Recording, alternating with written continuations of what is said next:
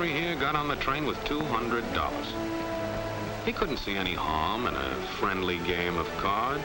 What if the other men were strangers? And take Joe Collins. He's got a nice wife at home. But he met this girl at the bar, and she looked after the first couple of drinks.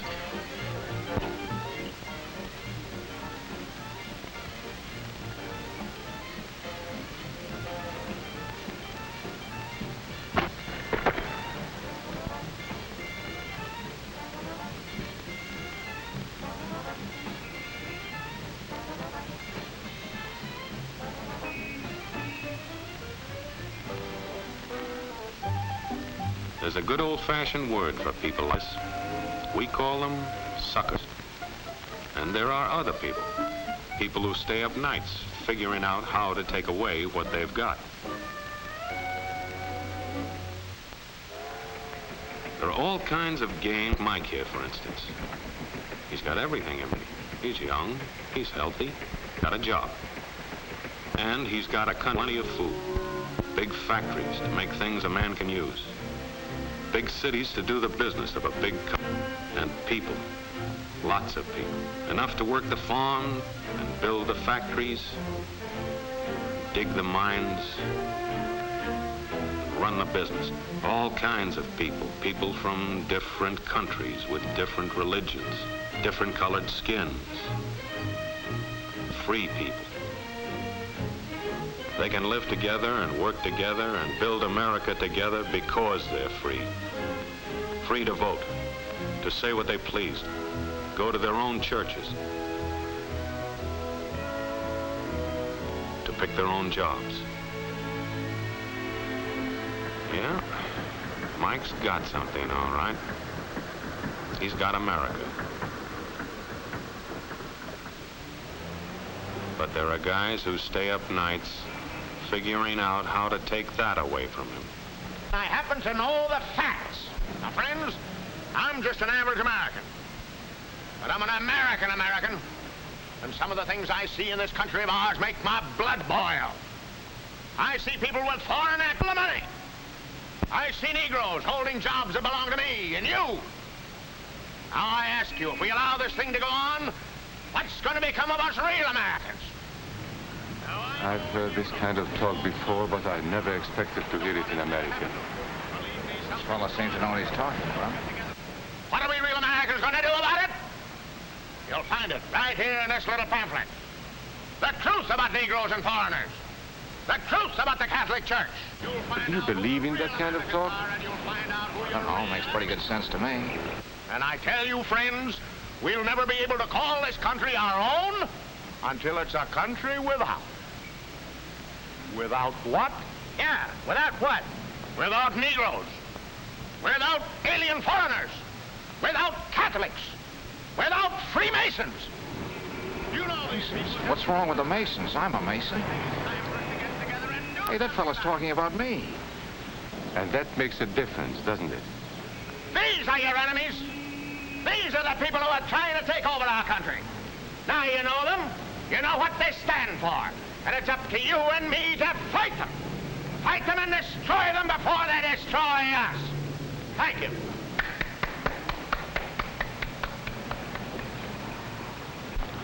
Before he said Masons, you were ready to agree with him. Well, yes, but he was talking about... What about those other people?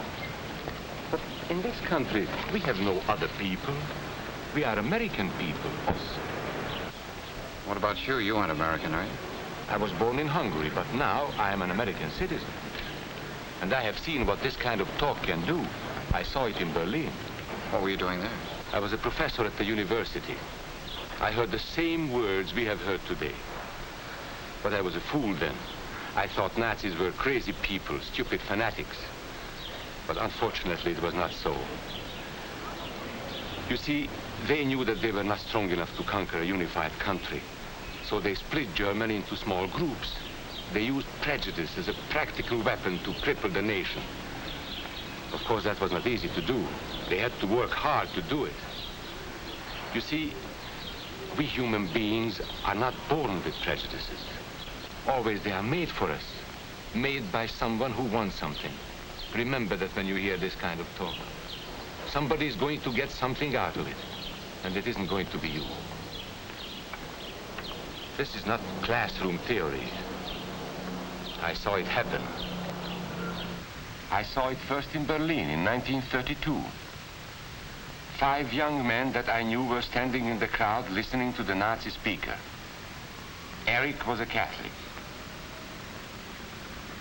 Anton, a student of mine, was a Jew. Heinrich owned a small hardware store. Karl was a farmer. And Hans was an unemployed metal worker. To all Bavarian Germans, I say it is time you inherited the nation which rightfully belongs to you. To you alone belongs the glorious destiny of the greater Germany. The Nazi Party will provide land for the farmer, work for the worker, and profits for the small businessman. Who is getting these things now? The Jew. The Jew who has stolen our nation and our birthright. Who makes all the money and takes all our jobs? The Jew! He must be shunned. He must be ostracized. He must be eliminated. And the Catholics. We don't want our great nation run by a foreign church. We Germans will know what to do with these people when the time comes. They and their faith must be destroyed. Then there are the Freemasons. In Germany, we have no place for secret societies. There will be only one society, and that is the Nazi Party. There will be no secrecy about that in the new Greater Germany. One by one, he attacked each minority and he split them off one from the other. These men were all fellow Germans when they came here today. Now they were split into rival groups, suspicious of each other, hating each other. They were being swindled, all of them.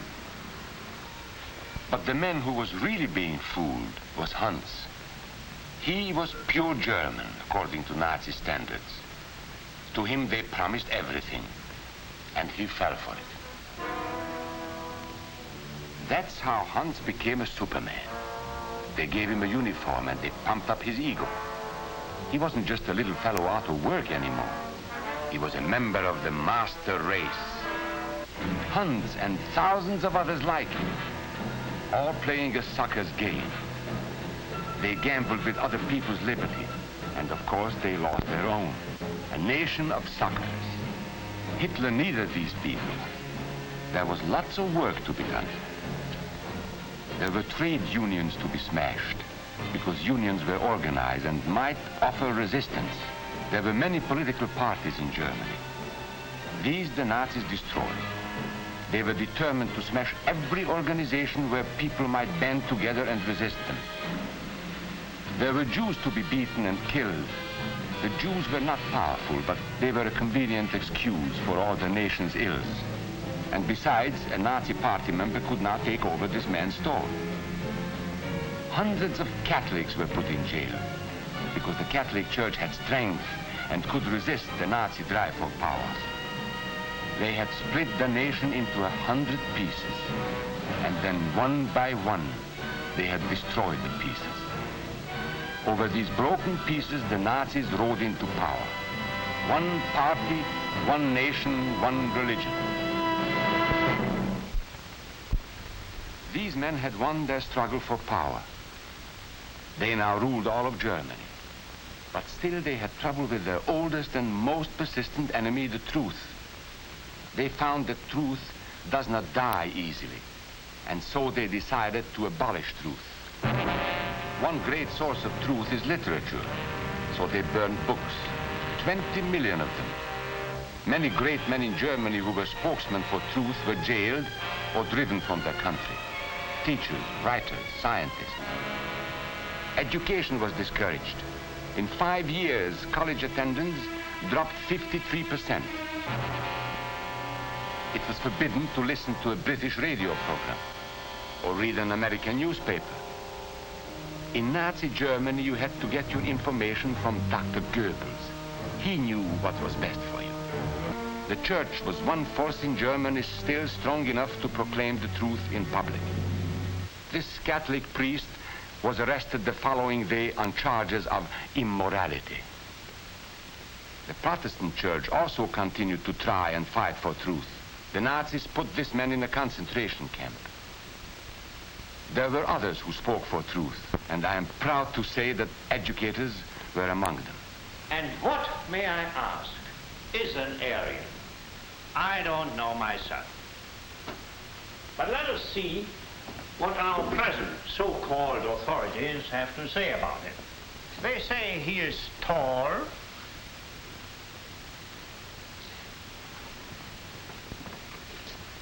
slender,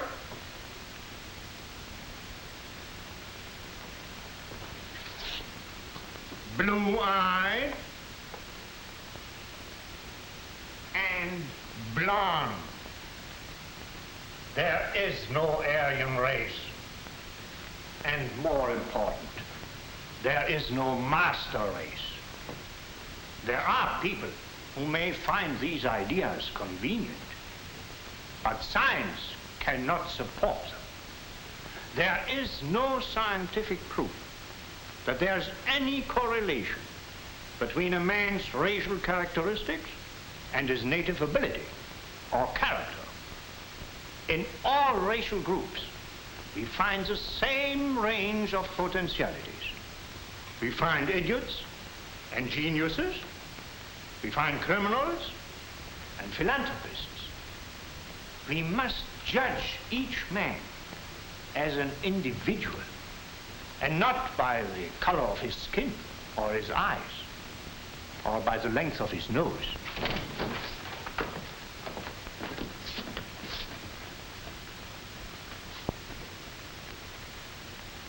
Come in, gentlemen.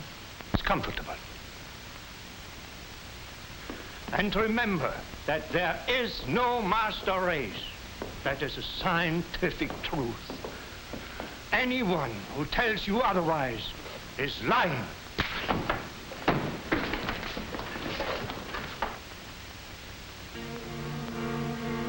And so for all practical purposes, truth had been abolished in Germany.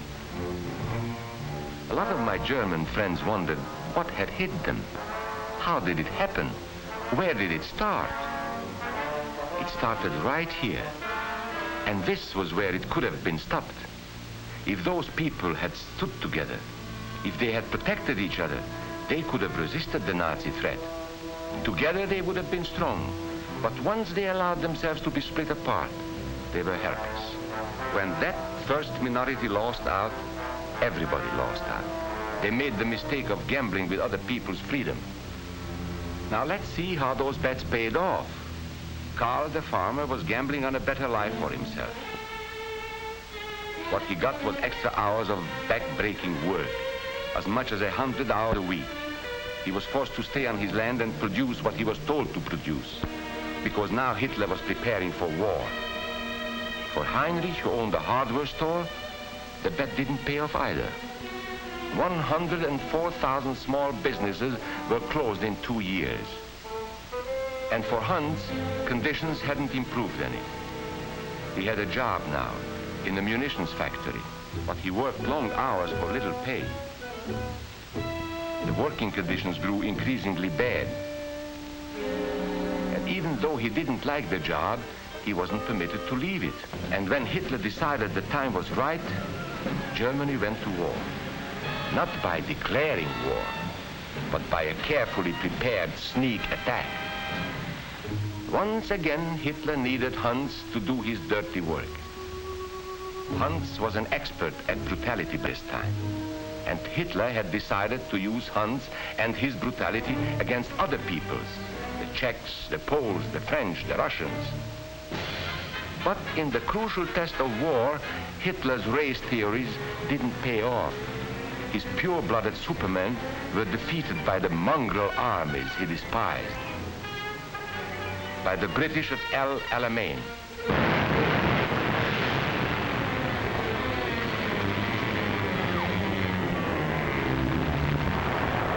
By the Russians at Stalingrad.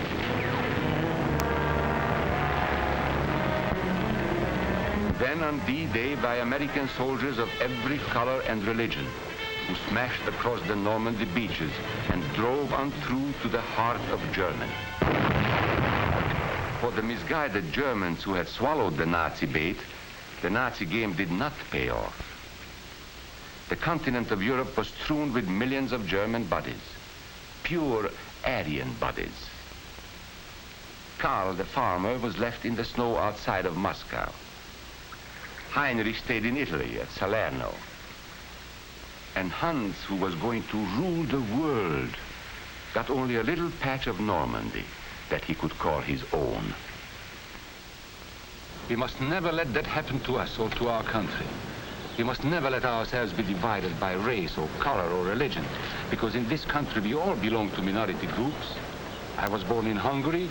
You are a Mason. These are minorities. And then you belong to other minority groups too. You are a farmer. You have blue eyes. You go to the Methodist Church. Your right to belong to these minorities is a precious thing. You have a right to be what you are and say what you think, because here we have personal freedom. We have liberty. And these are not just fancy words. This is a practical and priceless way of living. But we must work at it. We must guard everyone's liberty, or we can lose our own. If we allow any minority to lose its freedom by persecution or by prejudice, we are threatening our own freedom. And this is not simply an idea. This is good, hard common sense. You see, here in America is not a question whether we tolerate minorities. America is minorities. And that means you and me.